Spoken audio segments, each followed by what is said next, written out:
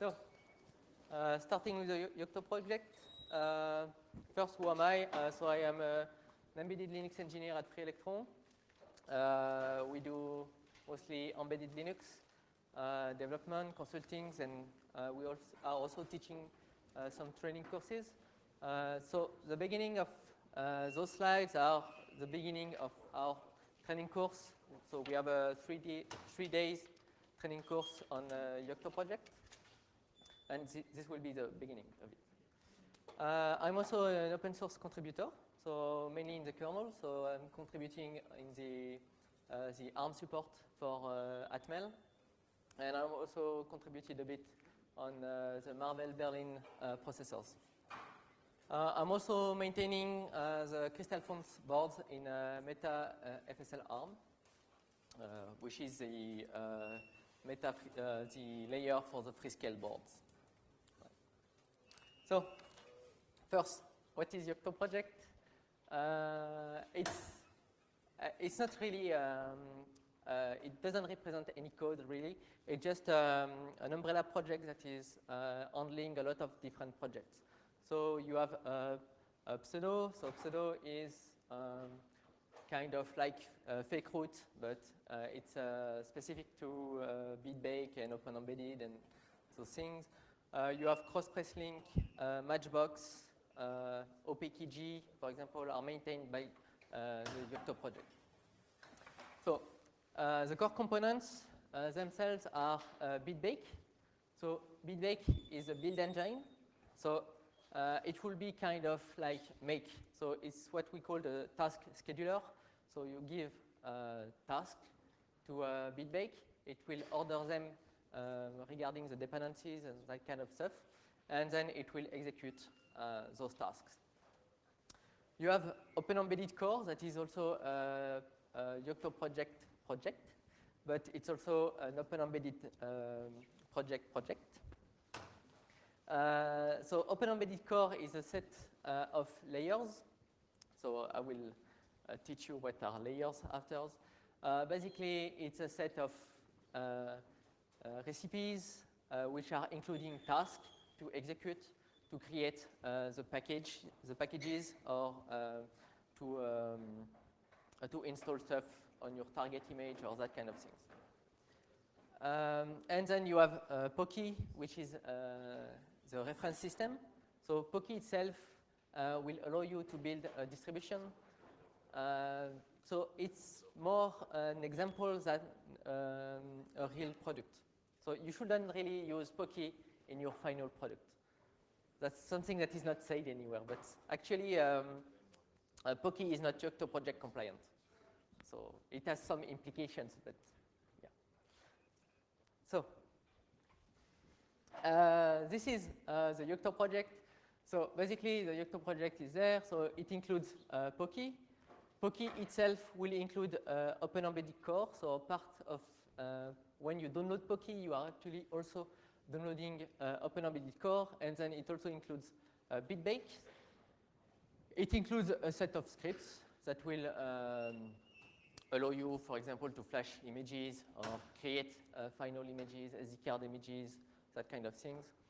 And it also includes a set of layers. So in green, then you have layers, and those layers have recipes, and those recipes will do some stuff.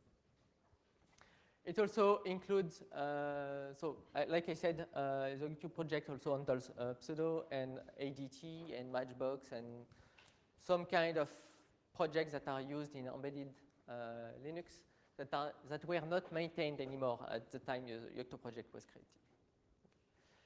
Then you can get a few different layers from other sources. So for example, you can have MetaTI, that will be the Texas Instrument layer to support Texas Instruments board, CPU and boards.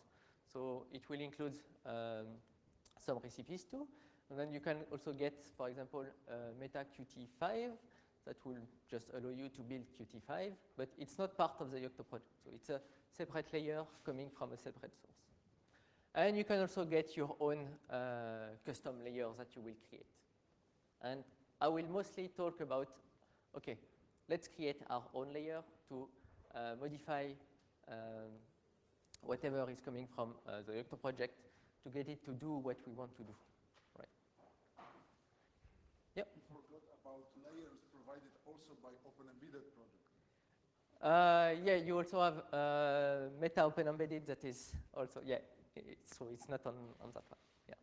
Yeah, I'm just saying that Open Embedded Core is also coming from the Open Embedded project, but you also have another layer that is coming from the Open Embedded project. So it's Meta Open Embedded, and that one includes a set of layers. That's right? Correct me if I'm wrong at some point. So the basic organization of Open Embedded Core, you have recipes. Like I said, those recipes will describe how to build a binary or to build a package. So you have to fetch the sources, then you have to configure the build, then you have to compile, and finally you will have to package the binaries that are generated. And for example, one recipe can generate multiple packages, because with some sources you can get the binary itself, then you can get, I don't know, some documentation, the man pages that may be in a separate package, or you can also get some examples that are coming with that application that will be, for example, packaged in a separate package. Then you have that set of layers. So the set of layers are including recipes. And you will use layers includes also configs. Yeah, I'm talking about that later. Yeah. Okay. Yeah, in your layer you can also include configs, and in those configs you have the machine configurations and that kind of things. That's true. By default, so Open Embedded Core supports ARM, MIPS, PowerPC, x86, and it doesn't support any particular machine. It only supports QEMU emulated machines, right? So the BSPs themselves are not part of Open Embedded Core. Right. So the first thing that you will want to do after downloading Poki will be to build an image, right? So you will want to try it, and so you will want to build an image. So how to build an image? So you have to source a script, and that script will set up the environment that will be used for the compilation. Why do you want to do that? Basically, it will export the path to BitBake, to a set of tools. It will also export for what machine you want to build, where do you want to build. And like we say, all the build is done in a separate build directory. So everything is done out of tree. So your sources will not be touched by the build, right? So it's really easy to delete a build. You just delete the build dir, and then everything is clean. So OE init builder, the script that you source, will modify your environment, and that's why you have to source it, because if you execute it, it will be executed in a subshell, and then you will use your environment once execution is finished. It will allow you to use the commands provided by Poki, so mainly BitBake, but also a set of scripts. And it will set up a basic build directory. So by default, build dir, it will be build, but you can also name it like you want. So for example, if you want to do multiple builds with different configuration, but with the same set of sources, you will be able to do that by having multiple different build directories. Right. When you execute it, you will also have, it will also print the common targets that you have. So just some examples there. You have common targets is core image minimal. That will be the really small image that will allow you to boot a device, and with a command line, and that's all. Then you have core image SATO that will add SATO support. So this is basically a UI. It's based on Matchbox, I think, now. You also have meta toolchain. You can also generate SDK and that kind of things, right? You have different targets. So to configure your build, so once you have your build directory, you have in that build directory, you have a conf directory, And in that directory, you have two files. You have bblayers.conf and local.conf. So bblayers.conf will allow you to say, okay, I have those layers, I have downloaded those layers, and that's where you will say, you will refer to those layers. Okay. So you will have your list of layers in bblayers.conf. And then you have local.conf, where you set your configuration variables for the build. And I saw in a presentation yesterday that you could also use image installs there, and you should not do that because local.conf should be only configuration local to your machine, right? Something that it's not distributed as part of your sources. Okay. So in local.conf, for example, you can say, okay, I have so many processors, so I can use so many processes in the parallel build. And for each, you can also select the number of bit-based threads that you want to run and that kind of thing.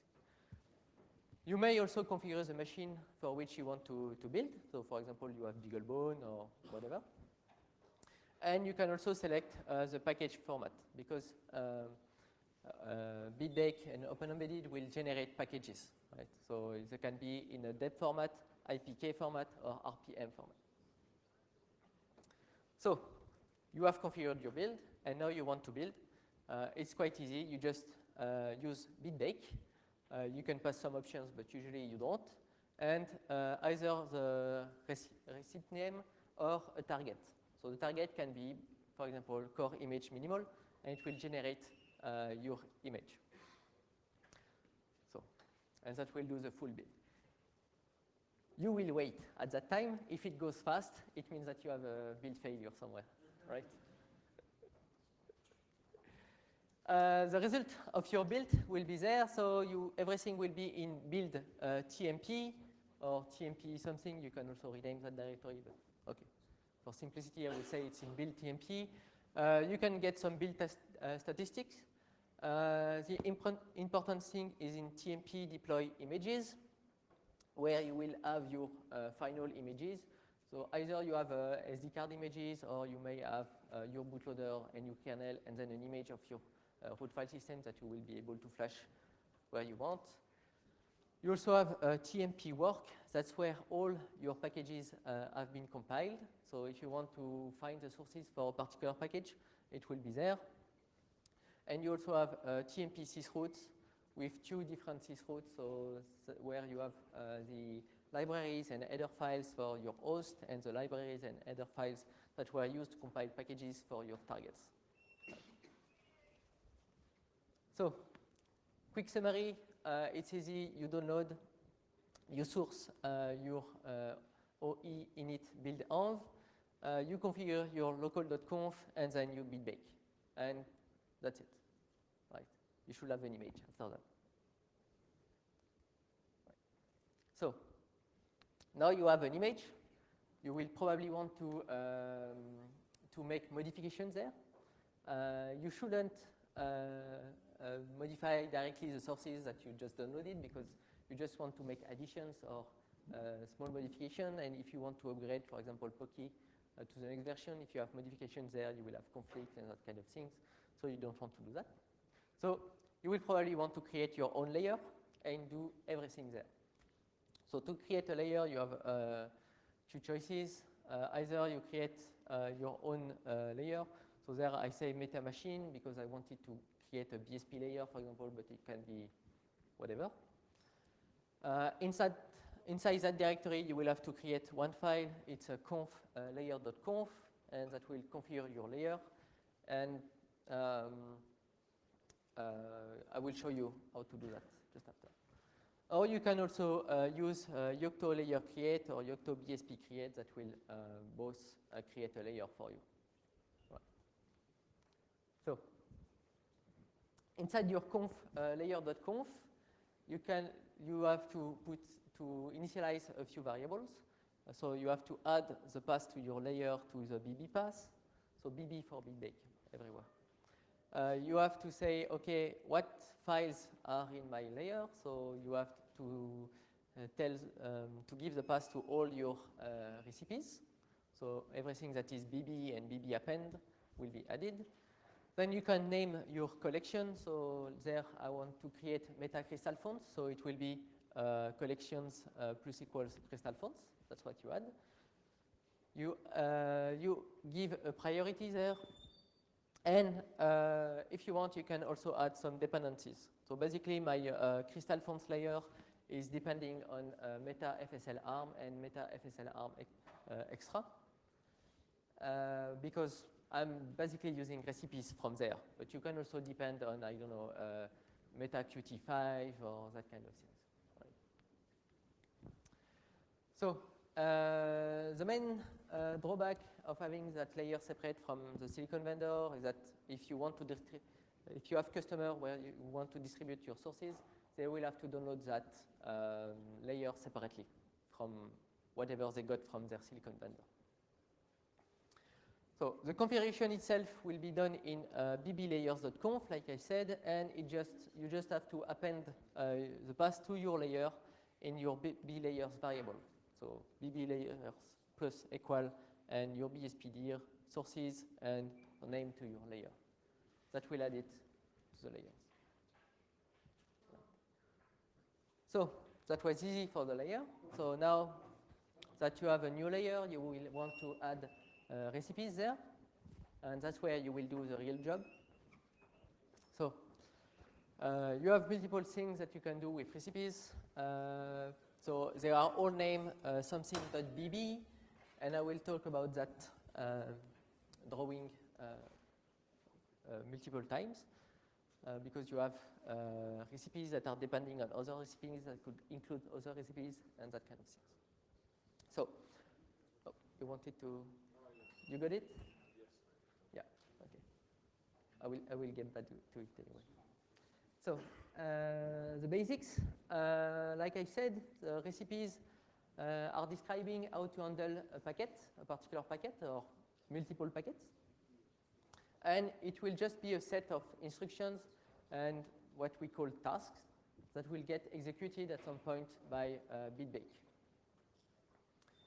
You will also define what are the build dependencies or the runtime dependencies, so that it will know, okay, I want to build that package, but it also depends on another package, so it will select that particular package. Right. So the file name for your recipe is package name underscore and a version and .bb. Inside that recipe, you will have also configuration variables in a header. So that will be the name of your package, the license of your package, what is the path to retrieve sources and that kind of things.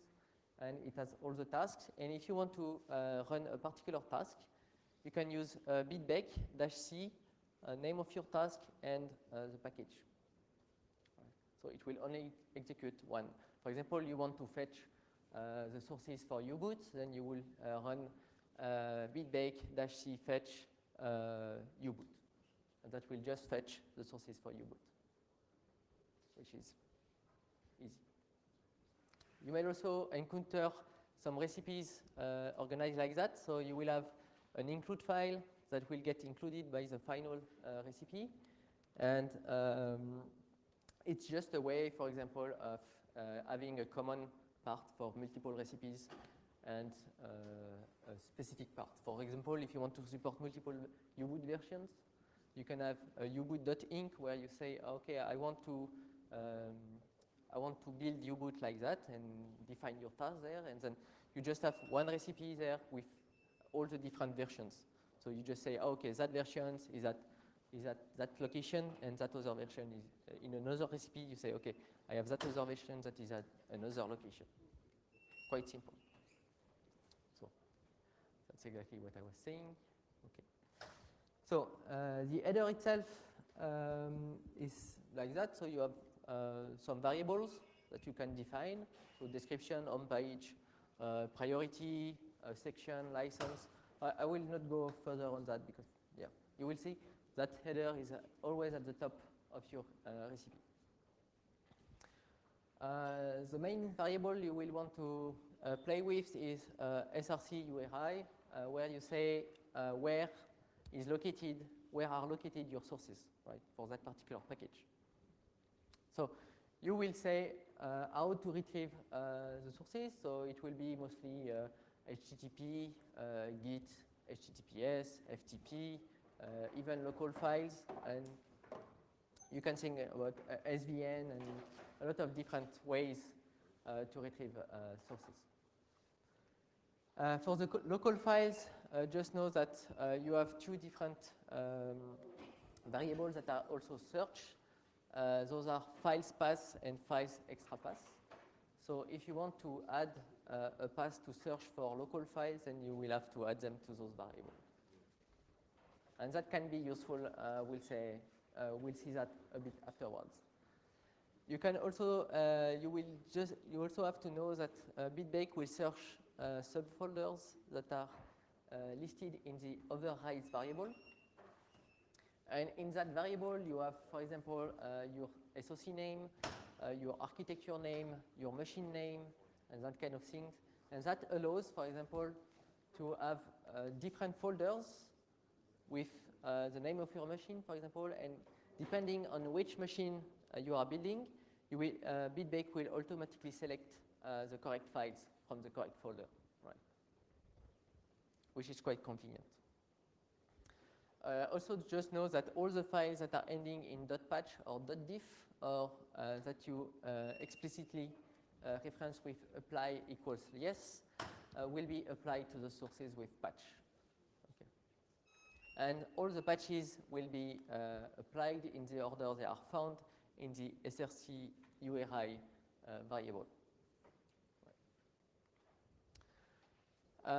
Dependencies, so you can give two different dependencies. You have the build time dependencies and the runtime dependencies. So the build time dependencies will not necessarily be installed in your final image, but the runtime dependencies will be installed, obviously. And it just changed a bit the dependency, but yeah, I will not go too much in details there. So you have a set of default tasks that are defined for each recipes, and they are usually also defined in classes. So you have, for example, the AutoTool class that will define what to do with when at configure time and that kind of thing. So basically, it will just run /configure. So you have all those tasks that are usually defined. If you want to know all the existing tasks for a particular recipe, you can use the list task. Okay. So, how to write a task? Because, like I said, the task is really where the job is done. So it's quite easy. You will have to define a task like that, and you have multiple actions. And those actions are basically command lines, right? So you just define those actions. You have access to all the internal variables there. So the most important one being D, that is a destination directory for your package, for your recipe. And you also have workdir, that is the working directory for your package. That's where all the files are fetched before compiling. Yeah. Oh, you are on 1./3, so I will wait. Okay. So you have an example there. So for example, do compile. In do compile, you will want to just compile. So you call cc, you pass the C flags and the LD flags. And then you just say, okay, I want to create hello, and it's coming from workdir hello. Because, for example, you only have one file that is hello.c. To install it, then you just call install. So you create your directory, and then you install it in bindir. Right. Or, for example, you can also use a makefile, and then you just say, okay, I want to run make. So with OE run make, it will just run make in your sources directory, and then just the same, you can install the same way. Right. If you want, you can also add your own task. So you define your task, and then you say, okay, I want to add that task. So my task is mkimage. I want to add it after do compile, but before do install. And it will just add a new task between do compile and do install. I have an example there, so that's a full recipe. Yeah. A few slides earlier, you mentioned that task. What next slide? That's one. Function use the shell syntax. Tasks can be written in Python. Yeah. Okay. Okay. So yeah, It's even it's even worse to understand. Yeah. So indeed. So you were just saying that, okay, I'm saying that it's a shell syntax, but you can also write tasks in Python if you want, because BitBake is in Python. So if you want, you can write tasks in Python. Yeah. So that's my recipe for Hello World. So like I said, you have the header there. So you just define your variables. The one that is important there is src URI. So I just say it's a local file that is hello.c, and I will just compile it with cc. Okay. So now you know how to write your own recipes. You may also want to modify or to extend existing recipes. So you have a mechanism for that. Like I said, you should not modify directly recipes in Poki or in whatever layer you just downloaded, but you will be able to extend them in your own layer if you want. So to do that, you will use what we call append files. So those are the .bb append, right, recipes. You can also, in those, add tasks or even append some existing tasks or even override some existing tasks if you want. And you can use some operators that are append and prepend, so to assign some values. So, for example, like there you had Poki with the init if updown recipe. You had meta-ti with that uboot recipe, and you even have that include.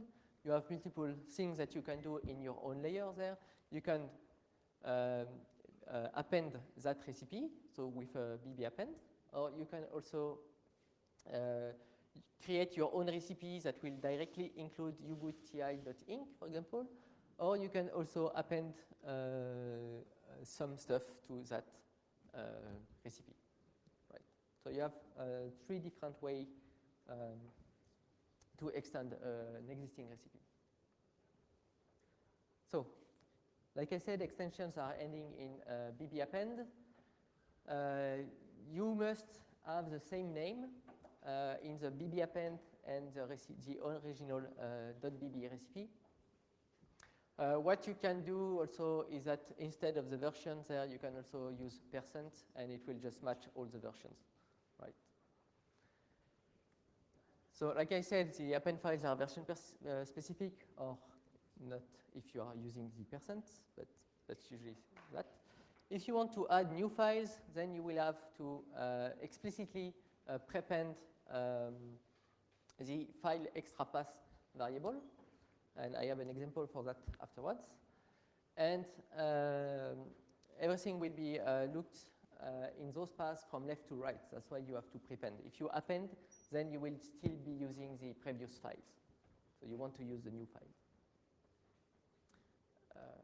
So, for example, that will be an append file for hello world. And you just say, OK, I want to prepend my current directory and files. And that will just add those patches, for example, that are present in that directory. And then it will patch your hello.c, and then it will still use the previous do compile and do install tasks that were in the initial bb file. Just a small warning, you will find that in Poki, it's really not good practice. So you may find some tasks that are doing that kind of things. They are basically doing that to understand whether or not they are running on the final target. If you do that, it will exit at that point, but obviously you will not be able to append anything to that task, because basically it will just exit there and everything you append will be appended there, so it will not be executed. So it may be still a bit blurry for you, but if you work a bit with append files, you will try to remember that. Don't use that construct. So debugging recipes. So if your recipe is not working, you have a multiple way. So everything for each task, you have a lot of logs, different logs that are in the temp directory in your work folder for your recipe. You also can use a development shell, so with bitbake -c dev shell for one particular recipe. It will export everything, all the environment that was used to compile your recipe, so you can just use make or whatever there, and it will just have the same environment. And usually you will be able to reproduce the same compilation error. You can also try to activate the build history with that configuration in local.conf. That will show you what a particular modification in a recipe will do to the whole build, right? And it's actually a Git repository. It will create a Git repository, and each commit will be a different build. So you will be able to get the diff between each build. Right. So now you're able to create your own recipe, and you want to add the final created package to your image, for example, or to add anything to your image. And for that, you can modify image recipes, right? So the image recipe is just a simple recipe that is defining whatever will be included in a particular food file system image. So it's usually the entry point of the build. That's usually what you are using. So for example, core image minimal that I referred to at the beginning of the build is one image recipe. Right. Usually they are stored in recipes, something images. So that may not be the case, but that's usually the case. And you have an example there, so that's one I wrote. So you just give a description, a license, and then you use that image install variable, and you just append whatever you want to install there.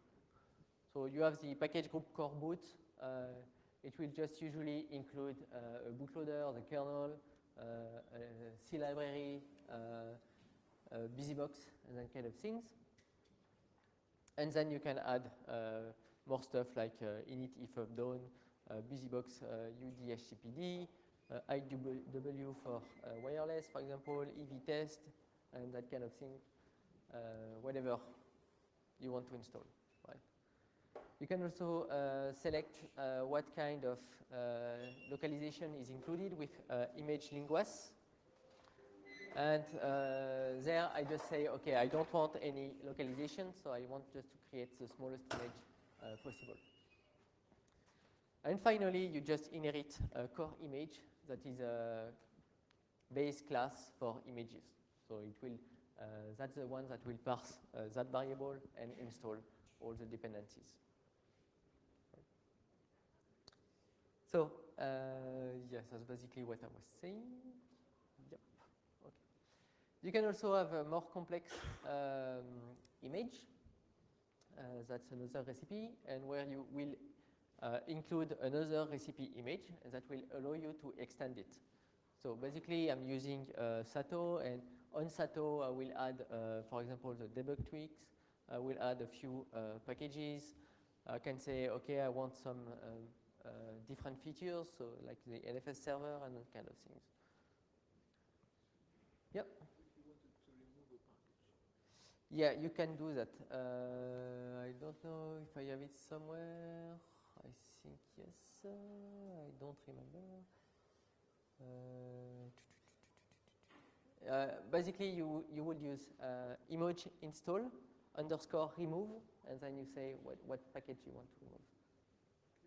Okay, that's the way to remove something from a variable. Is you just put underscore remove, and it will remove whatever is there. So it will be image underscore install underscore remove. Yeah, that will remove a package.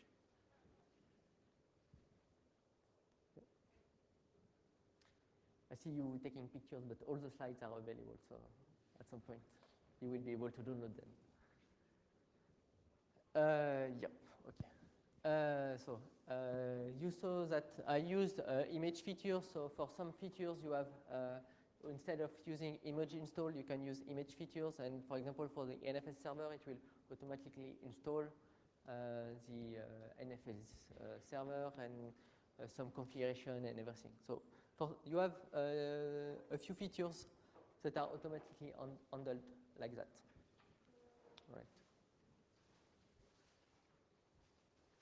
So you also have, if you want to tweak your image, you have a few mechanisms. So like I said, you have, for example, you have the form factor recipe. It's always version 0.0 because it's just a few configuration files.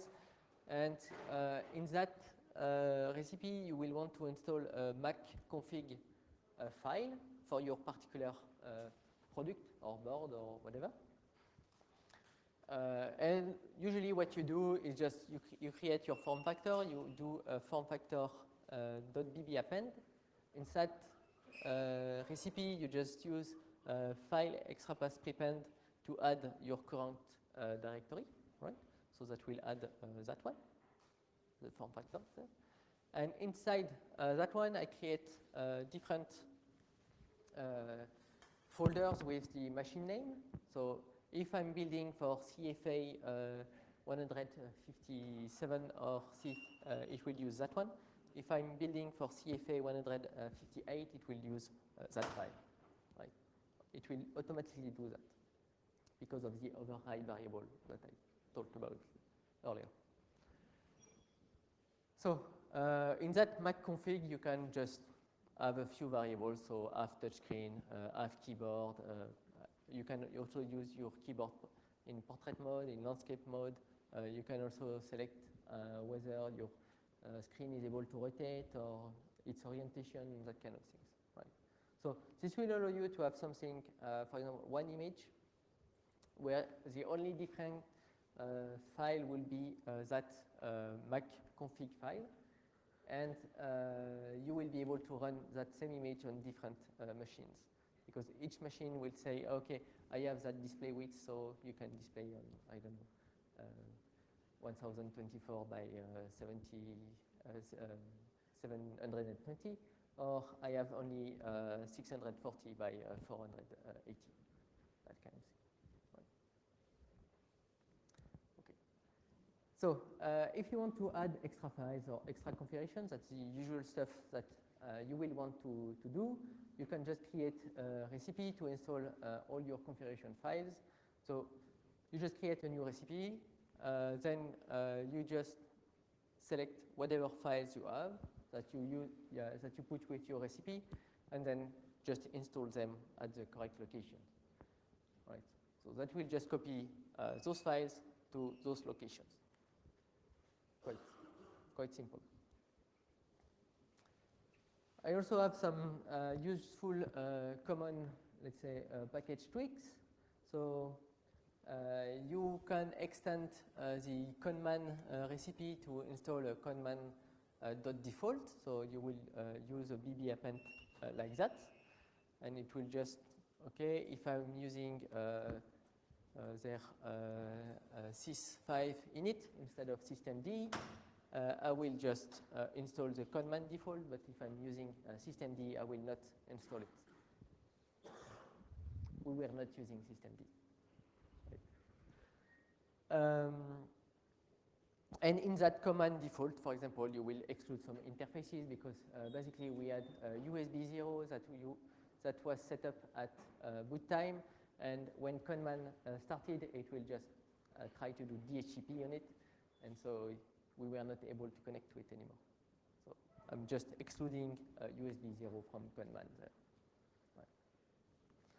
So another package tweaks can be for BusyBox. For example, I wanted to run DHCP server on USB 0, and I just wanted to configure it. So I'm just adding the udhcpd.conf to the append file for BusyBox.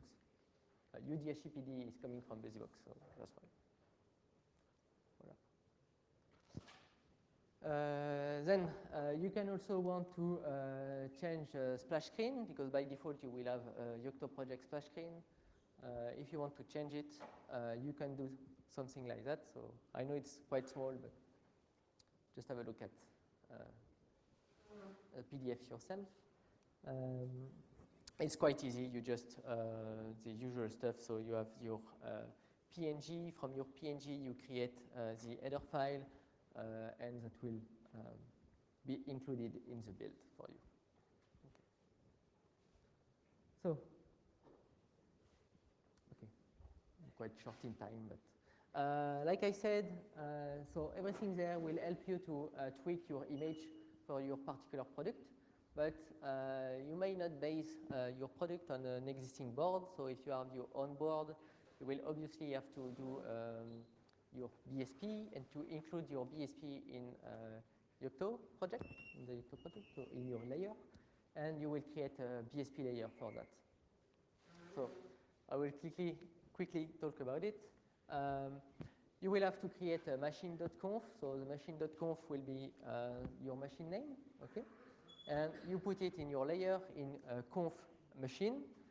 And if you want, you can also create some include files there that will be included from your conf files.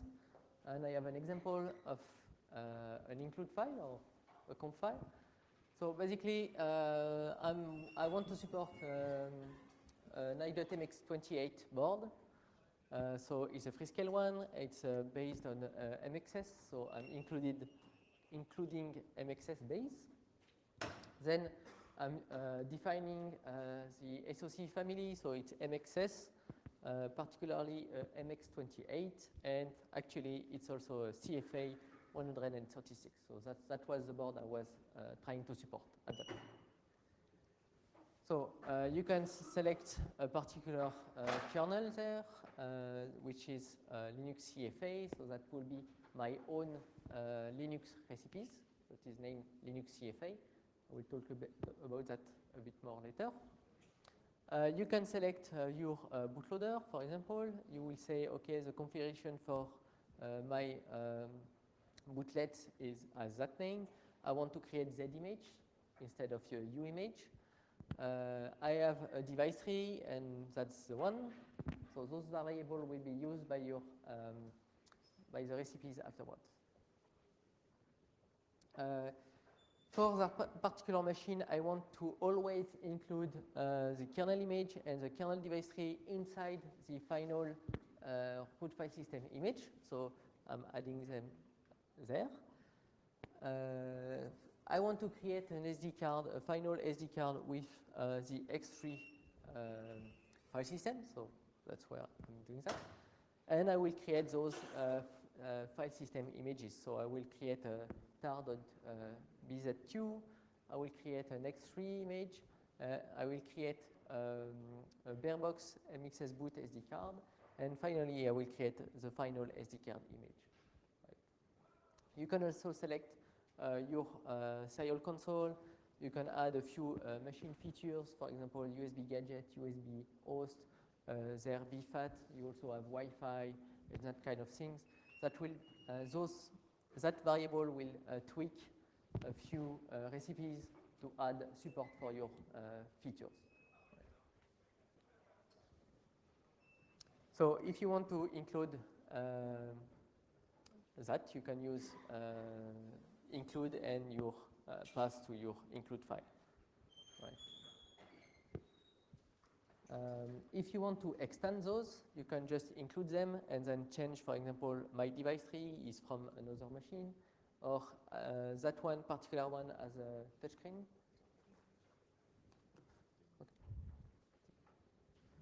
Okay. So you just add your touchscreen there. So for the kernel support, you have multiple choices. So either you will add patches over an already existing silicon vendor kernel tree. So you can do that either as an include or using a BB append. You can also use your own custom Git tree, or you can also use the mainline Git. And for all those different choice, you will want to use a different particular recipe. So usually for the kernel, you will use something coming from your silicon vendor. So you will create your recipes kernel Linux directory. There you will want to write your new recipe for your own kernel. So Linux something, so vendor. It will be CFA, for example, for my exam. And underscore and the version name. You copy your patches to your directory, so your Linux directory. So that will be, for example, for Congatec. So Congatec is a module manufacturer. They have their recipes there, and they have one directory with a few patches that are going over the Freescale sources. So what they are doing then is just, okay, I want to include the Linux i.nx include file. That's the one that is containing all the tasks needed to create a kernel for a Freescale board. And then they just are adding the source revision. They are adding a local version there. They are selecting the correct branch, and then they are just adding all their patches there. So it's a huge list of patches that they are adding over the Freescale kernel. You can also use the compatible machine. So that is used just to ensure that that particular recipe will only be used when compiling for that particular machine. Right.